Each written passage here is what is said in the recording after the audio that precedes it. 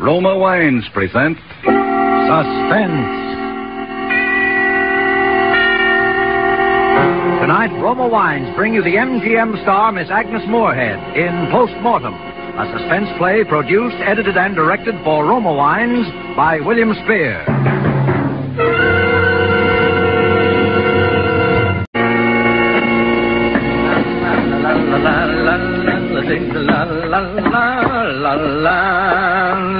Up with the buttercups, come on, get up, here comes the sun.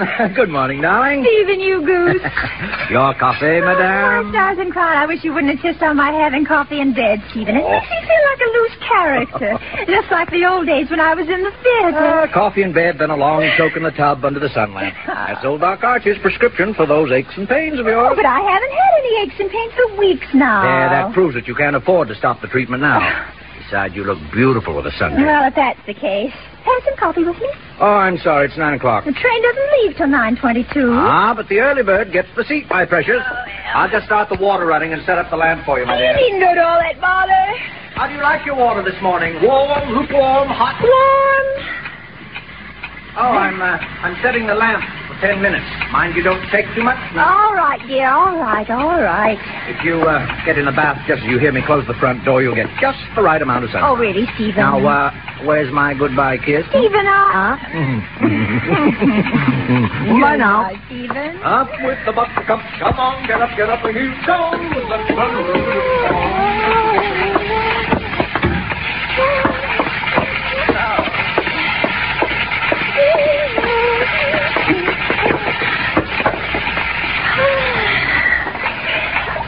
Oh, it feels so good to get it. Oh, nice for that.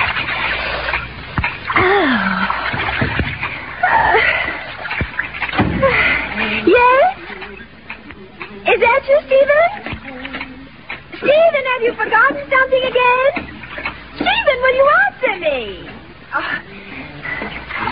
Can you hear me now, Stephen? Oh, I forgot my wallet. I think it's in my bathrobe pocket on the inside of the door. Oh, I'll hand it out to you. No. Stay where you are. Just reach around and get it. Stephen, don't open that door. The lamp, Stephen.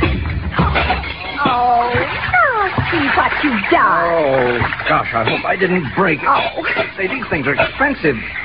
Hey, you didn't even have it turned on. I turned it on so you could hear me. That timer on it makes so much noise. Well, no harm done, I guess. I've got everything now. Sorry to disturb you, darling. Well, you better hurry. You'll miss that train. Bye-bye, darling. Be good now. Go on. Get out of here. Okay, bud. Bye. At the window.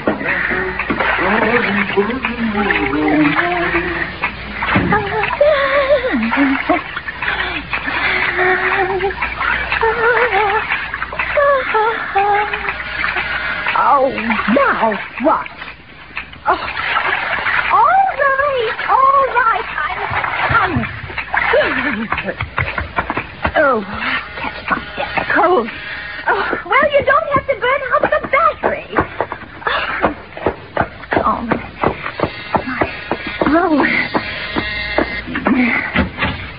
Mrs. Meade? Oh, I don't want any today. What was that you called me? Are you Mrs. Josephine Meade? Well, I was. My name is Archer now. I've remarried.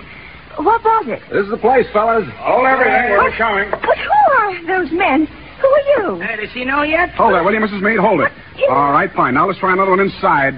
Maybe in the kitchen, huh? All right. What were you doing? Fixing breakfast for your husband? Now put the camera away. Can't you see she doesn't know yet? She don't know yet? Haven't you been listening to the radio, Mrs. Meade? No, a tube's burned out. Why? She really don't know yet. For heaven's sake, will you tell me what it is? Aren't you going to ask us in? Well, I shouldn't, Well, but Now, your husband, madam. My husband, he just left the house. Oh, had something happened to him? No, we got news for you, Mrs. Meade. I wish you'd stop calling me Mrs. Meade. My name is Archer now. I explained that to this man here. Westcott's my name, Paul Westcott. I'm from the Evening Bulletin. You're a newspaper man. Yeah. Oh, my stars and crown. I haven't been interviewed by the press since I opened in Bright Eyes in New Haven 20 years ago. You were an actress? Well, I gave up my career after I married Mr. Meade. I often thought I might go back to the theater, but things didn't work out that way. Yeah, well, that's very interesting, Mrs. Archer, but about the news we were going to tell you. Oh, don't tell her. Make a guess. Well, please, Can't you guess? No, and I wish Well, I'll you'd... give you a hint. It's the day the Derby is run off. Darby? Now, can't you guess why we're here? Your horses come in first. Oh, you must have the wrong party. I don't own any horses. Look, No. Don't you understand? The news just came over the ticker from London. You're one of the 3 Americans to hold a ticket on Ravenel in the sweepstakes. Oh, there must be some mistake. Don't you understand? You've won $150,000. 150. My sauce and crown. What's the matter? Don't that make you happy? Boy, what a caption. Housewife wins sweepstakes. Must be mistake, she said. Oh, no, there really must be some mistake somewhere. It must be somebody else with the same name. You see, I haven't any ticket on I haven't any ticket at all. Well, sure you must have. Where'd they get your name and address from otherwise? You don't just make up those things out of thin air. What are you trying to do, kid? Now, wait a minute.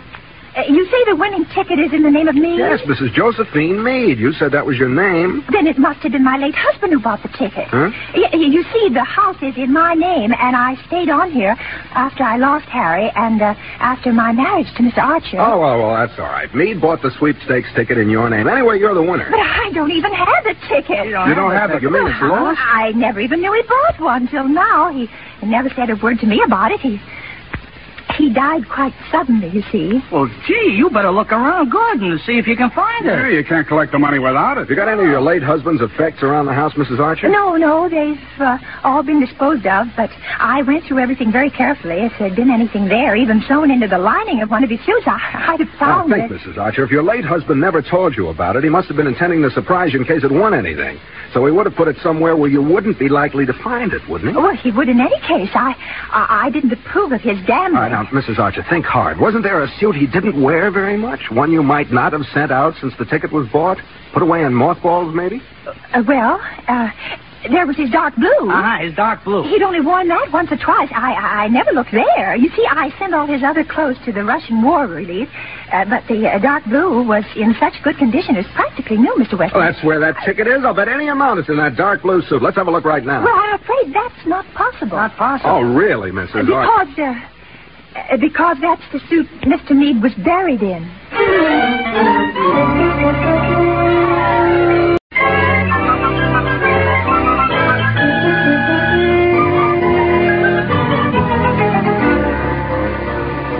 Stephen, that's the only place it can be. It's there in the casket with him. What makes you so certain of that? Well, the one and only time he wore that suit before his death was one Saturday afternoon when he went out for a stroll and stopped in at a pool room. What more likely place than that for him to have bought a sweepstakes ticket? Well, if it's buried with him, we might as well kiss it goodbye. With $150,000, You haven't Stephen. any right to disturb a grave just on a hunch like that. And anyway, Harry might have lost the ticket. Oh, I tell you, I knew Harry. He'd no more lose a thing like that than well, he just wouldn't, that's all. Well, if it's there, it'll just have to stay there. Why, Stephen? All we have to do is get a court order I tell you, I won't stand for it. It's sacrilege. If we've got to disturb the dead, we'll just have to let the money go. But it wouldn't be like desecrating a grave. Harry would have wanted us to have that money. After all, you were his best Now, look, friend. Josie, as your husband, I forbid you to disturb that man's remains. Stephen, really... Forget that there ever was such a sweepstakes ticket. Is that understood now? Well, all right, Stephen. Yes. Whatever you say. If that snooping newspaper man comes back here, you're not to let him in this house. Yes, Stephen. Is that a promise? Yes, Stephen. It's a promise. Well, I've got to go now, or I'll miss my train. We'll talk about this more tonight when I get home. All right, dear. Don't forget to take your sun lamp treatment. No, I won't. Bye now. Goodbye, dear. Oh. Hello? Oh, Mr. Westcott. No, I have not reconsidered. I definitely have not reconsidered.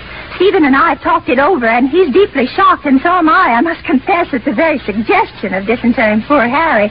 Now, you'll simply have to go elsewhere for your front page scoop, because I'm absolutely adamant on this point, and no amount of persuasion will make me change my mind.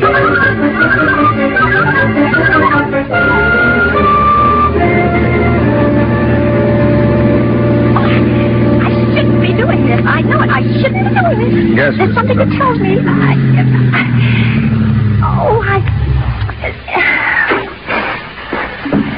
You wait here, Mrs. I Archer. shouldn't be doing this. I know I shouldn't. Now, don't take it like that, Mrs. Archer. We have a court order all properly signed and perfectly legal. Well, I shouldn't have let you talk me into this. I'm just weak, that's all. I'm just weak.